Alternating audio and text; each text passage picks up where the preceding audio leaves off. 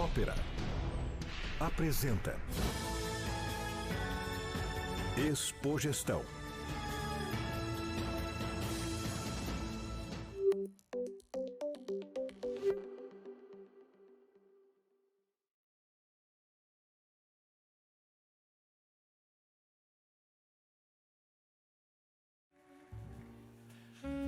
Boa tarde. É um prazer estar aqui. Eu agradeço a organização por ter me convidado para discutir esse assunto, que depois da palestra do Cláudio uma mudança de tema realmente grande. É um desafio por um conteúdo extremamente técnico, mas eu vou tentar mostrar para vocês em 3 grandes blocos nessa apresentação. Computação quântica. Na primeira parte eu vou discutir um pouco mais com vocês por que computação quântica, o que computação quântica vai trazer para a gente que vai mudar e avançar as fronteiras de ciência e tecnologia e negócios. Numa segunda parte eu vou falar um pouquinho mais da parte técnica, como é que funciona um computador quântico, quais são os requerimentos. E numa terceira parte, como as pessoas têm acesso, como elas se preparam, como elas se educam em computação quântica, né? Antes de eu entrar na motivação, por que computação quântica, eu vou tentar fazer uma analogia que eu nunca fiz antes, vamos ver se funciona aqui. Algum de vocês sabem a origem da palavra quântica? Da onde que ela vem? Quem souber, levanta a mão. Mas a palavra quântica vem da palavra quanta, e quanta quer dizer quantidade. E da onde vem isso? Isso vem muito de uma teoria de Max Planck, que eu vou mencionar, mas existem valores discretos na natureza, nem tudo é contínuo. Um bom exemplo disso são as notas fundamentais musicais, que você tem uma nota que tem uma frequência bem diferenciada de uma outra. Aqui vocês podem ver uma partitura com uma sequência de notas fundamentais que são bem conhecidas, do, ré, mi, fá, sol, lá, si. E quando vocês veem, não existe meia nota, né? Vocês olham, por exemplo, as harmônicas de um violão, que dado um comprimento de onda de uma corda, você tem o primeiro harmônico, que é um som, uma nota principal, depois você pode subdividir em 2, você pode subdividir em 4, ou em 3, mas você não tem subdivisão de 2,5, certo? Isso quer dizer que você tem um incremento discreto, não contínuo. E com essas notas e com as variações de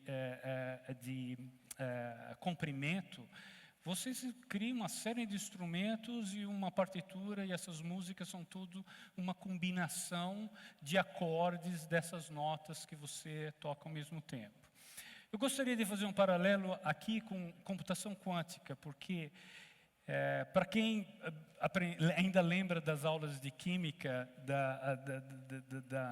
do colégio, da universidade, vocês lembram que quando você tem uma órbita de um elétron, por exemplo, ao redor do núcleo, quando você excita esse elétron, ele pode pular para um outro orbital. Ou quando ele retorna daquele orbital para um segundo, ele libera uma energia.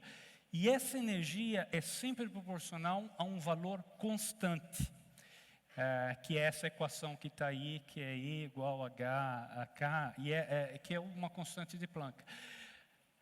Isso quer dizer que na natureza existem várias situações que requer uma mudança quântica, quer dizer, um valor, uma quantidade constante, né? E vocês vão ver aqui existe uma analogia muito interessante, que nessa imagem aqui, eu tenho em cada linha sendo um qubit, que eu vou explicar o que é representado, Hoje, a programação visual em computação quântica lembra muito uma partitura, em que você tem operadores que conectam cada uma dessas linhas, e cada uma dessas linhas representa a entidade fundamental de um computador quântico, que é o qubit. Vamos lá. Computação quântica, ela foi iniciada. Aqui uma fotografia de uma conferência em 1981, que foi a conferência seminal em que vários físicos começaram a discutir física de computação, a parte termodinâmica da computação e o que deveria ser feito para realmente se programar ou representar a natureza computacionalmente. E uma das observações claras é que hoje, por exemplo, existe uma série de problemas que, mesmo com o maior supercomputador, que por acaso é da IBM, o Summit, nós ainda não conseguimos resolver problemas que não são, em teoria, tão complicados. Para vocês terem uma ideia, quase todos nós tomamos café ou chá que tem uma molécula chamada cafeína. E até hoje não se consegue modelar inteiramente todos os estados de uma molécula de cafeína, mesmo usando um supercomputador. Se vocês olharem, ali diz que uma molécula de cafeína, ela precisa de 10 elevado a 48 números de estados para ser modelada propriamente. E 10 a 48 é aquele 1 com aquele monte de zero lá, 48 zeros seguidos. Para vocês terem ideia da complexidade disso, hoje, na Terra, é estimado que existe de 10 a 49 a 10 a 50 átomos. E se precisaria para modelar uma molécula de cafeína, o proporcional 1 a 10% da memória de todos esses átomos da Terra, que é praticamente impossível, é impossível. Então, o ponto é que ainda existe uma série de problemas que, tentando usar teoria clássica de computação, ainda não são resolvíveis, é impossível de resolver. E computação quântica, ela oferece a possibilidade de se resolver problemas complexos. E por que isso? Quando eu dei o exemplo do elétron, a maioria de tudo na natureza é composta por átomos e que são descritos por uma física quântica, mecânica quântica. Então, se você tiver uma representação quântica, você vai ter um mapeamento muito mais próximo, uma arquitetura de um computador muito mais próximo à realidade. O mapeamento de um problema de química molecular, ele se mapeia muito mais diretamente, porque você tem aqueles estados quânticos, como eu mencionei, mapeáveis e programados diretamente. E isso foi uma observação feita por um físico famoso, que é o Richard Feynman, que se nós realmente gostaríamos de modelar a natureza como ela é, nós deveríamos desenvolver uma nova forma de computação baseada em mecânica quântica. E há 40 anos, nós, vários cientistas e pesquisadores, vêm investindo na criação desse computador quântico, certo? Agora, por que computação quântica realmente pode mudar o paradigma da computação clássica? Hoje, por exemplo, quando nós temos um chip, seja num celular, seja num laptop, um chip da Intel, um chip da IBM, ele é composto por uma série de transistores. Esses transistores, eles são, na verdade, uma chave que contém registro de 0, 1, que nós chamamos de bit. E a combinação de várias dessas chaves, elas permitem fazer operações e cálculos no computador. Mas para você duplicar o poder de computação de um processador, na essência você tem que duplicar o número de transistores. É uma supersimplificação que tem outras formas de aumentar a frequência, isso, aquilo. Mas, em geral, você tem que duplicar o número de transistores. No caso da computação quântica, o elemento básico, que é um qubit, e eu vou explicar isso um pouco depois, cada vez que você adiciona um novo qubit no sistema, que é infinitamente menos complexo do que bilhões de transistores que existe hoje, você consegue duplicar o poder computacional. E isso faz com que aquela mesma molécula de cafeína, que nenhum supercomputador de hoje consegue modelar, seja modelável num computador quântico com 180, 200 qubits, é possível ser modelado. E hoje nós já temos computadores quânticos que têm 50 qubits. Então nós estamos chegando bem próximo a um ponto em que vamos conseguir resolver problemas reais, industriais, com essas novas, com esses novos computadores quânticos. E nesse diagrama eu tento mostrar que a computação quântica, ela não vai substituir a computação clássica, porque existem vários problemas que a gente já está resolvendo bem com computadores clássicos. Mas existem problemas que são difíceis para a computação clássica, como essa de química molecular, e que são muito mais fáceis serem resolvidos na computação quântica. Então, vocês podem imaginar que a combinação dos dois, ela vai trazer bastante poder, que nós vamos conseguir resolver problemas de química molecular, por exemplo, com um computador quântico como um acelerador do computador clássico. Como uma GPU hoje acelera alguns processamentos gráficos, o computador quântico vai fazer isso para alguns problemas industriais. E aqui um exemplo, por exemplo, fatoração é um problema de números primos grandes, é um problema relativamente difícil para o computador clássico. É por isso que nós temos essas chaves de criptografia, de transações financeiras, usando essas chaves de 64 bits, 128 bits, porque quanto maior essa chave, maior o número de probabilidades de ter passwords ou chaves diferentes.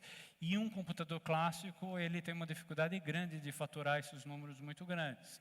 Coisas que o computador quântico, com um algoritmo famoso que chama Shor algorithm, ele é capaz de resolver aquelas fatorações na fração de segundos, o que faz uma das aplicações assim reais, principais, em que muitas das organizações financeiras estão olhando a parte de computação quântica, no sentido de desenvolver novos algoritmos de criptografia para tornar transações financeiras continuamente seguras pelos próximos anos. Isso não é um problema que a gente tem que se preocupar muito agora, porque essa fatoração requer um número de qubits que ainda vai demorar para a gente chegar.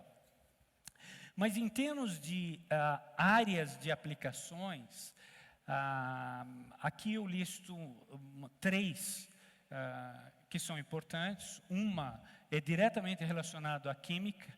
Vocês estão vendo a capa da Nature, que nós já conseguimos simular com esses computadores quânticos que existem hoje, algumas moléculas simples no hardware, e as aplicações, que eu vou detalhar algumas rapidamente, envolve criação de novos materiais, novos catalisadores, novos medicamentos. Essa é uma área que vai se beneficiar rapidamente de computação quântica por causa daquele mapeamento entre estados quânticos e arquitetura do computador. Inteligência artificial também está se mostrando uma área que computadores quânticos podem resolver principalmente problemas de classificação. E em serviços financeiros, a otimização combinatória, que você tem muitas possibilidades, como otimização de portfólio, análise de cenários, é uma área também potencial de aplicação desse tipo de tecnologia. Vamos começar por química, por exemplo. Eu mencionei que a molécula de cafeína, que está marcada aqui em azul, ela precisaria quase de 1 a 10% do equivalente a todos os átomos da Terra para modelar num supercomputador de hoje, mas com 160 qubits nós conseguiríamos modelar isso hoje. Vocês olhem aí que existem algumas moléculas de açúcar, sacarose, penicilina, que é um antibiótico, né? Que se cafeína nunca foi modelado, por incrível que possa parecer, muitos desses medicamentos que nós tomamos hoje e que usamos são definidos de uma forma totalmente experimental. Nunca foi modelado eles em sua plenitude. E uma das aplicações que é fantástica é a oportunidade de você procurar espaços adjacentes. Se você sabe que uma penicilina funciona, quais são as variações moleculares de penicilina que poderiam também funcionar e como calcular essas propriedades e simulando isso. E isso com menos de 300 qubits nós vamos conseguir fazer isso. E esse é um horizonte relativamente próximo. E existem outros problemas clássicos de computação química, como o dobramento de proteínas, que até hoje nós não conseguimos resolver. Em teoria, você pode resolver com hexacomputing, mas existem, só agora vai ter um disponível, e é uma área claramente que pode ter muito ganho em novos medicamentos. Aqui tem um exemplo, por exemplo, proteínas, elas se dobram tridimensionalmente para ter funcionalidades diferentes, né? Nesse caso, se você tem uma proteína que tem alguns elementos que são hidrofóbicos, eles querem não reagir com a água, você vê que ela se dobra para esconder as moléculas marcadas em preto, para elas não interagirem, por exemplo, com água, né? É uma área de ciência muito atraente e com várias possibilidades.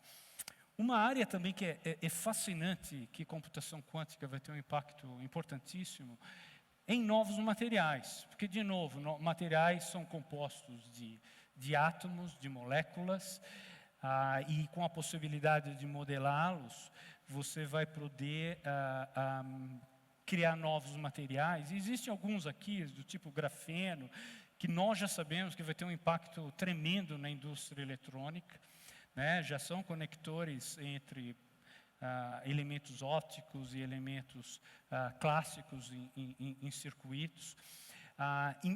Eu resolvi colocar como de uma forma mais proeminente esses nanomateriais, porque eles têm um potencial muito grande. Hoje mesmo, se você olhar, existem películas em tinta, películas em televisão. Se vocês olharem hoje, a televisão não atrai tanta poeira como atraía antigamente, e isso é causado por nanomateriais, nanopartículas que você coloca na tela da televisão, que elas repelem, criam campos eletrostáticos que não atraem poeira. Então, isso tem um potencial enorme de criar novas indústrias. E no caso do Brasil, eu gosto sempre de realçar que nós temos uma vocação para a parte de agronegócio, que nanotecnologia e nanoparticles já é uma área de estudo, que a Embrapa e várias outras companhias olham, porque hoje você tem fertilizantes distribuídos em nanopartículas que elas conseguem liberar os macronutrientes de uma forma muito mais homogênea. Hoje você tem um problema, você coloca um fertilizante, chove, ele tende a liberar os nutrientes rapidamente em picos. E não é isso que você quer alimentar a planta de uma forma sistemática. Existem formas de você, por exemplo, incluir genes em nanopartículas que elas sobem pela planta e acabam colocando esses genes na planta e ela se torna mais resistente a doenças, por exemplo. Então, as possibilidades de inovação disruptiva com computação quântica, elas são, no meu ponto de vista, em precedentes. Um outro exemplo que quem trabalha com roteamento, otimização, que um computador quântico ele é um computador super paralelo, né? Você consegue analisar, por isso que ele resolve esses problemas de chaveamento, de criptografia, rapidamente, porque é como se você listasse todas as possibilidades e ele resolve o problema com todas as possibilidades juntas. Ele não resolve uma por vez, ele não testa uma chave, uma possibilidade por vez. Ele tenta resolver isso usando todos esses estados possíveis e achando qual que tem a melhor solução. Um problema clássico em matemática computacional é o problema de caixeiro viajante. Por exemplo, você tem 270 cidades num país como os Estados Unidos e você quer falar assim, qual é o percurso conectando de cidade em cidade que eu teria o menor a distância possível para encher. É combinatorial, porque você pode combinar para cada cidade todas as outras, né? E 200 cidades, isso dá 10 elevado a 270, que é muito maior do que a possibilidade de qualquer computador resolver isso. E o computador quântico vai poder, então, resolver esses problemas clássicos. Por falar nisso, essa é uma solução para um problema bem menor do que 270 nos Estados Unidos. Qual o caminho que esse caixeiro viajante deveriam seguir para chegar no seu... passar por todas as cidades usando o menor percurso possível. E nós usamos esse tipo de solução diariamente em problemas de roteamento, de distribuição de inventório, de redes de suprimento. Então, a importância disso vai ser muito grande. Uma área emergente também é classificação. Eu não vou entrar muito em detalhes, existem alguns classificadores de aprendizado de máquina, que do mesmo jeito que hoje Machine Learning ela olha para uma imagem, o algoritmo aprende se aquilo é um gato, um cachorro, classifica aquilo. O computador quântico consegue extrair e fazer o que a gente chama de feature matching, para poder acelerar e resolver problemas de aprendizado de máquina com uma dimensionalidade muito grande.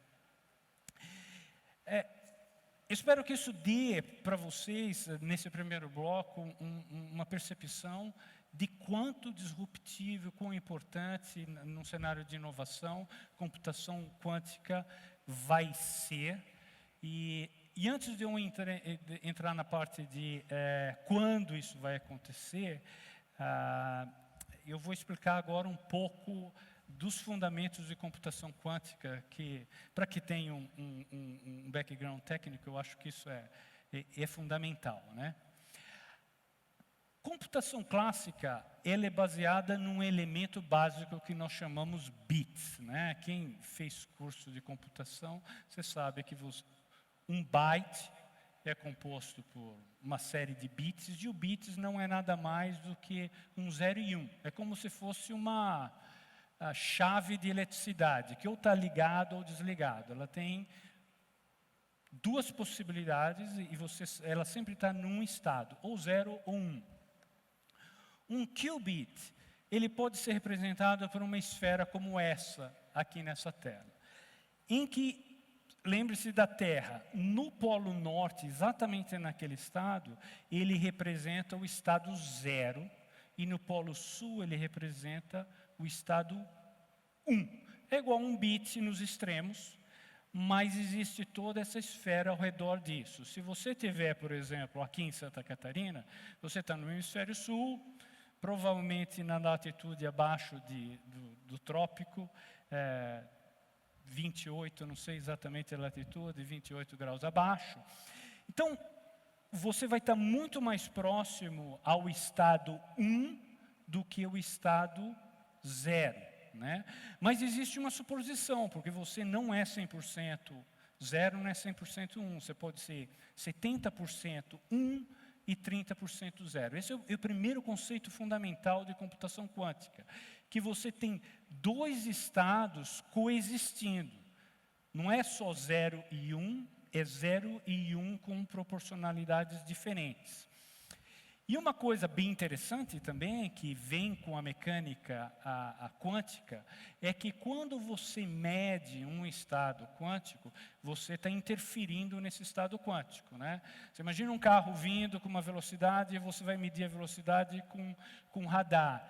Ele não afeta o carro, o radar, porque um tem uma massa muito maior do que o outro. Mas uma partícula quântica, um fóton, se você usar luz, você usar uma medida, a própria medição ela interfere com a posição e com a velocidade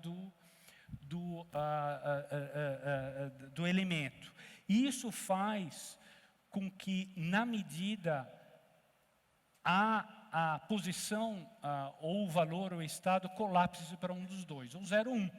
Certo? Então, quando você mede, não importa a posição que ele esteja na esfera, ele vai colapsar para 0,1. O que é ótimo, porque dá o mesmo resultado final do que uma computação clássica faria. E uma analogia interessante para vocês pensarem como é possível ter dois estados ao mesmo tempo, vocês pensem numa moeda, né? Quando você joga uma moeda para cima, embora ela só tenha dois estados, cara ou coroa, quando ela está rodando no espaço, você não sabe em que estado está. Ela está rodando, depende do ângulo que você olhar, que você tiver, ela pode ser valores diferentes. Mas quando ela cai na tua mão e você mede, ela é o 0 ou 1, ela é cara ou coroa. É o que acontece com um qubit. E a propriedade com que faz, quando você coloca vários qubits, conectado com o outro, então você tem esse estado 0 e 1 junto com, vamos dizer, uma proporcionalidade A e B ali, depois você, se tiver 2, você tem 4, nota que se tem 4, se fosse 2 bits, você teria duas posições. Então ele é exponencialmente mais poderoso para representar esses estados, isso que faz com que um computador quântico consiga representar 2 elevado a n estados e o n representa o número de qubits. Quer dizer, o crescimento de estados é exponencial com relação aos qubits. Hoje nós já temos nos nossos laboratórios da IBM computadores quânticos como esse, que tem 50 bits, 50 qubits. Né? Então, eles já estão chegando muito próximo a uma possibilidade de solução daqueles problemas reais que eu mostrei para vocês. E também, só para vocês terem uma ideia de onde isso fica, quando hoje se estima que o número de estados de todos os átomos do universo seja 2 elevado a 275. Quer dizer, nós temos 50 hoje. Se a gente duplicar a cada ano o número de qubits, em menos de 5 anos nós vamos conseguir representar num computador quântico todos os estados de todas as partículas atômicas do universo, que é uma coisa, assim, vamos dizer, assustadora. Né? A segunda propriedade que é importante em computação quântica é essa que a gente chama de entanglement, emaranhamento. Né? E essa é uma propriedade um pouquinho mais complicada, porque ela assim, quando eu faço essas palestras, eu sempre falo que ela me lembra metafísica. Né? é uma coisa de que, como um gêmeo parece que sente o que o outro sente. Embora eles sejam entidades separadas, o estado de um está relacionado ao estado do outro. É como aquela história, se você é casado há muito tempo, você chega em casa, tua esposa ou esposo olha para você, ele já sabe que estado você está. Certo? Ele já consegue dizer se você está feliz, se não está feliz. E o estado de seu parceiro, muitas vezes depende do teu estado. Se você estiver infeliz, ele se torna infeliz. Se você estiver alegre, ele vai se tornar alegre. E os qubits, eles são relacionados nesse emaranhamento, não importa a distância. Na mecânica física quântica diz que os dois elementos que estão emaranhados, não importa a distância do universo, um estado vai depender do outro. Isso é uma coisa que até Einstein duvidava que era possível. E hoje a gente tem no laboratório isso funcionando.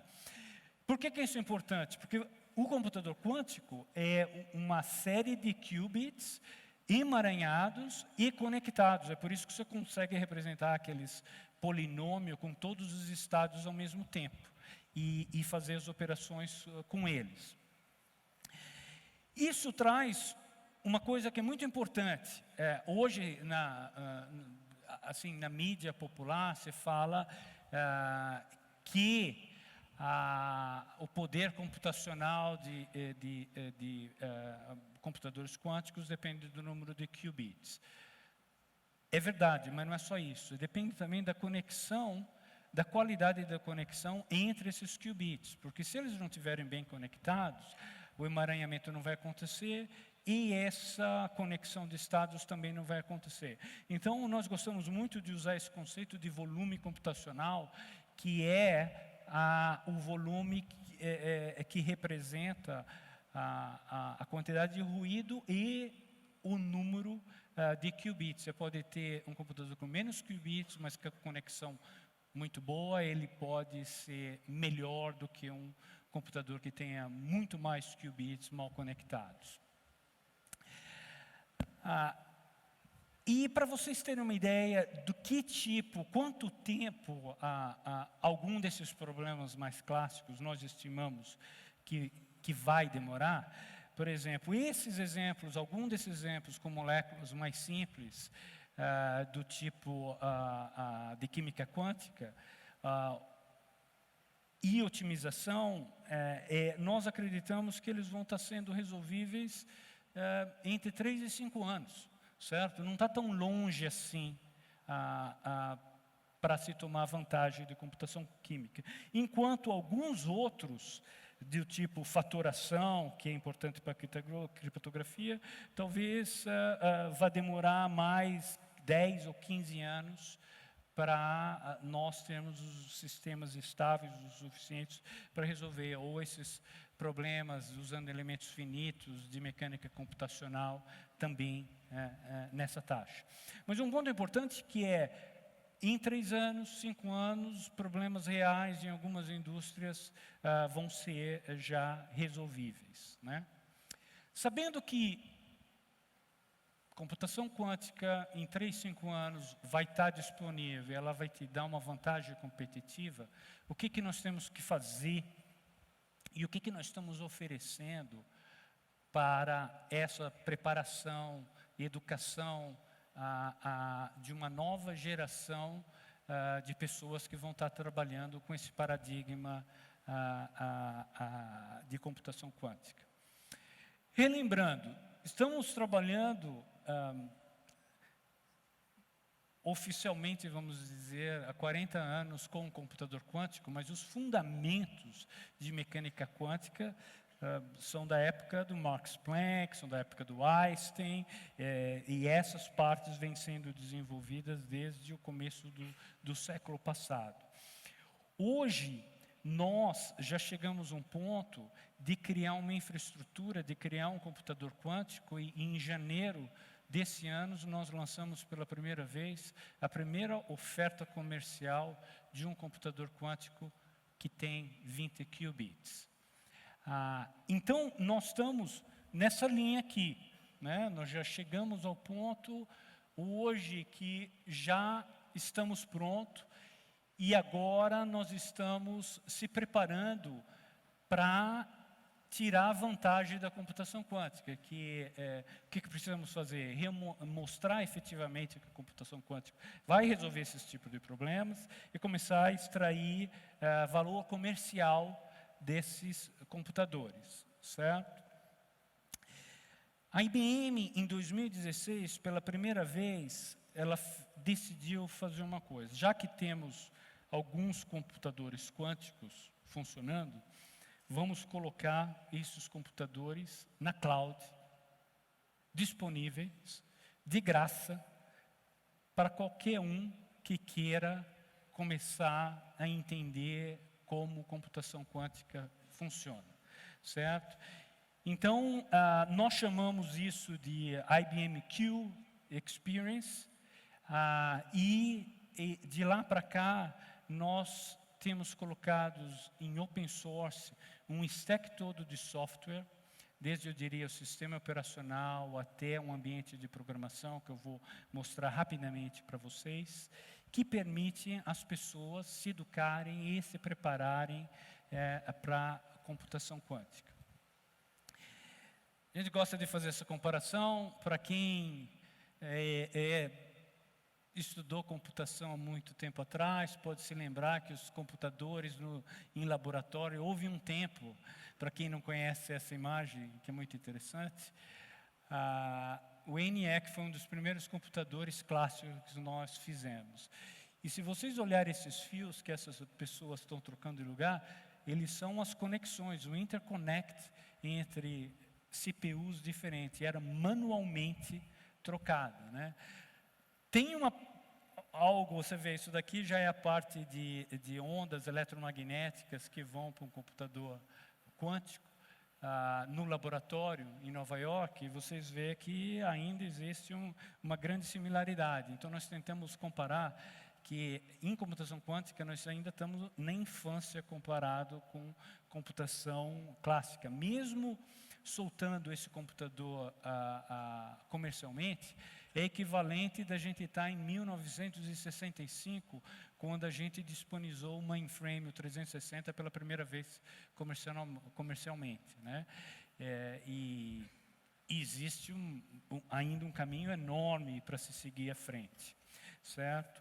Mas, de qualquer forma, se vocês olharem, aquele é um elemento que tem ali, acredito eu, 16 qubits. Esse daqui era o sistema no laboratório. O que vocês verem é uma geladeira, um cilindro que precisa refrigerar esse sistema a 15 milikelvin, uma temperatura baixíssima. Para vocês terem ideia, a temperatura no espaço sideral é 45 milikelvin, né? Zero é o zero absoluto. Aí, por que isso? Para isso funcionar, lembra que eu falei de interconexão, depende de redução de ruído, ruídos ambientais como temperatura, barulho, e essa temperatura faz com que baixem esses ruídos. Mas esse é o computador quântico com design, eu acho ele extremamente bonito, e em 3 metros por 3 metros por 3 metros, nós conseguimos pela primeira vez colocar todos os elementos do sistema, o sistema de refrigeração, criogênico, os qubits, tudo o que é necessário para ter um computador comercial, né? Eu não vou entrar muito em detalhe da parte técnica aqui, mas aquilo é um chip, certo? Que tem 4 qubits ali, cada daqueles traços ali de um qubit, ele entra naquela parte lá de baixo. Para refrigerar isso a 15 milikelvin, você tem que refrigerar lentamente, você tem que usar metais que, vamos dizer, tudo isso que a gente chama essencialmente de um tipo de um lustre, né? Um chandelier. Ele é feito para poder contrair lentamente com essas temperaturas, e demora uns 2, 3 dias para você chegar naquela temperatura, para ele lentamente não quebrar. Então, é um sistema que envolve uma complexidade razoável, né? E esse computador, o Q colocado na cloud, e ele teve já uma adoção extraordinária do nosso ponto. Se vocês olharem os números aqui, eles são impressionantes, né? De 2016 para cá, nós já temos 100 mil usuários usando esses computadores. Já existem hoje quase 8 milhões de experimentos, né? 140 artigos acadêmicos já foram publicados, certo? Nós temos um kit de programação com mais de 150 mil downloads, quer dizer, o pessoal já está usando, já está programando, escrevendo artigos, mais de 1.500 universidades, escolas, quer dizer, já está acontecendo, já tem uma adoção grande. E o ano passado a gente preparou isso, mostrando que, por causa de ser na cloud, isso remove barreiras. Por exemplo, no Brasil nós não temos um computador quântico aqui no Brasil, mas olha, em algumas universidades, tipo Campinas ou USP, o pessoal já baixou, já está rodando experimentos, já tem cursos de computação quântica usando o computador da cloud, o que é fantástico você ver que uma tecnologia que muita gente trivializa, que é colocar um computador na cloud, tem uma importância de democratizar o acesso a esse tipo de tecnologia rapidamente de um nível global. Além disso, para que haja uma disseminação de conteúdos, nós estamos criando uma série de filmes, ou seja, no YouTube, uma biblioteca educacional que permite as pessoas irem lá. Contratamos, inclusive, o MIT, que ele tem cursos já online, que você pode chegar lá, assistir esses cursos. Aqui a lista, por exemplo, de alguns dos cursos que você pode ir evoluindo de acordo à sua capacidade. Não precisa ser uma educação formal, numa escola, numa universidade. Você já pode ter acesso a isso hoje mesmo. E como eu mostrei para vocês no começo, uma das técnicas de programação, e por isso que eu acho muito interessante ter uma nova geração, porque eu sou de uma geração que programou em Fortran, programou em C, C++, e hoje a programação de computação quântica é completamente diferente. É uma computação que parece uma partitura de música, em que você tem cada linha como um qubit, e você tem operadores do tipo X, Y, Z, que naquela esfera eles estão fazendo operações de rotação. Você tem um ponto na esfera, você fala rotacione ao redor do eixo Z, ele muda essa posição, e é assim que os cálculos dos estados são feitos, você mudando as posições nas esferas, e quando essa posição mudou o estado, outros qubits também são alterados de acordo com essa conexão. Quer dizer, é uma forma de pensar completamente diferente do que programadores da minha geração pensariam. Então, às vezes é até bom ter alguém que nunca programou nenhuma linguagem clássica nenhuma, já aprender isso diretamente, porque vai ser mais fácil. Do ponto de vista de disponibilizar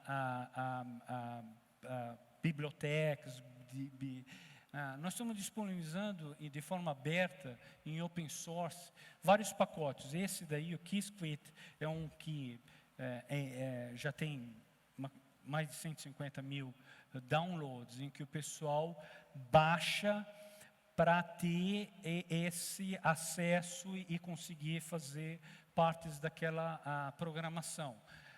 Pode alterar, pode modificar, tem mais software para a parte de operadores de alto nível. E um que eu acho bem interessante é esse aqui, o Qiskit Aqua, que ele já tem um ambiente totalmente integrado de programação e permite com que você use, sem saber linguagem nenhuma, começar já a desenvolver modelagens, por exemplo, que nem a que eu mostrei de química molecular, conectada com pacotes já pré-existentes, né? Então, hoje, nessas universidades, muitas das pessoas estão usando esse ambiente que é o primeiro do mundo para esse tipo de coisa. Além disso que nós estamos disponibilizando de forma aberta na cloud, nós temos alguns programas de aceleração. Esses programas de aceleração, eles são desenvolvidos ou para acelerar pesquisas específicas, ou para analisar, por exemplo, a viabilidade de aplicações comerciais. Nem tudo você sabe se vai mapear essa arquitetura ou não. E educar e preparar, né?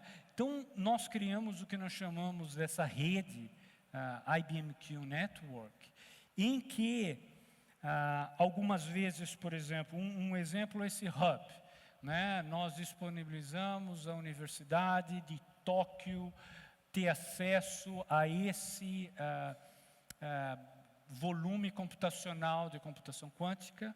A Universidade, por exemplo, de Tóquio, ela traz várias outras companhias interessadas em trabalharem com computação quântica, e essas companhias se ligam a esse hub, às vezes tem treinamento da universidade, com suporte da IBM, e hoje nós já temos mais de 60 membros globalmente dentro de um esquema desse. Tem várias universidades. O segundo dele é um pouco mais elaborado. Existe, por exemplo, JP Morgan, né? JP Morgan, ele é um parceiro nosso, porque ele está tão interessado em acompanhar o avanço dessas tecnologias quânticas, que ele quer ter um conjunto de pesquisadores trabalhando com um conjunto de pesquisadores nossos, nos nossos laboratórios, e influenciar a agenda de quais problemas nós deveríamos estar resolvendo primeiro. Portfolio Optimization, por exemplo, certo? Então, essa é uma parceria. E tem um terceiro formato, que é o formato de ter membros. Membros são aqueles que não são tão ativos como os parceiros, mas eles têm um acesso direto, mais passivo, de acompanhar tudo o que está acontecendo. Tem acesso à propriedade intelectual, tudo o que está acontecendo, mas sem, vamos dizer, influenciar a nossa agenda de pesquisa, né? Aqui estão alguns dos exemplos desses parceiros. Quem são os hubs? A maioria dos hubs são universidades, Keio University, Melbourne, NC State, Oak Ridge, que é um National Lab. Como parceiros são aqueles que estão co-trabalhando conosco. A ExxonMobil, por exemplo, está muito interessada em resolver problemas de criar novos catalisadores para poder resolver o que nós chamamos de dual problem, né? As companhias de petróleo têm um problema de suprir energia e, ao mesmo tempo, tentar mitigar o efeito de combustíveis fósseis no meio ambiente. E se você conseguir novos catalisadores que são capazes de, como o nosso escapamento, reter gás carbônico, você, de uma forma muito mais eficiente, você consegue fazer essa mitigação. Daimler, companhias de carro, várias universidades e laboratórios, MIT, os membros que estão seguindo, Honda, Barclays, Mizuno, Mitsubishi, vocês podem ver a lista. E também as startups, né? Aqui, Joinville ou Santa Catarina, nós já temos uma série de fintechs. Essas daqui são as QTechs, né? São as companhias que já estão olhando para como eles vão poder criar modelos de negócio e monetizar usando a tecnologia quântica para criar serviços, uma nova geração de serviços, uma nova geração de produtos, né? E essa é uma coisa que eu acho que é sempre importante. Você tem uma série de tecnologias que estão avançando rapidamente. Nós já vimos ondas de inteligência artificial, de indústria 4.0. os países e as companhias que dominarem essas tecnologias provavelmente vão ter um serviço de valor mais agregado e muito dessa competição de comércio e de valor, seja de países, seja de companhias e economias, são baseadas enquanto você aprende rápido, enquanto você adota e cria novos valores com esse ecossistema. Então é isso. Se alguém da audiência quiser investir um pouco mais em computação quântica, eu sugiro para vocês olharem, é só vocês fazerem um Google Search, IBM-Q, vai aparecer as páginas da IBM em que descreve como ter acesso, fazer download de artigos, como ler mais, assistir os vídeos, baixar esse Q-Skit e, se tiver uma oportunidade, também colaborar, seja com as universidades ou com as companhias ou conosco, no desenvolvimento de aplicações e analisar a viabilidade comercial dessas aplicações. Encerro com isso. Muito obrigado. Boa tarde. Ópera apresenta Expogestão.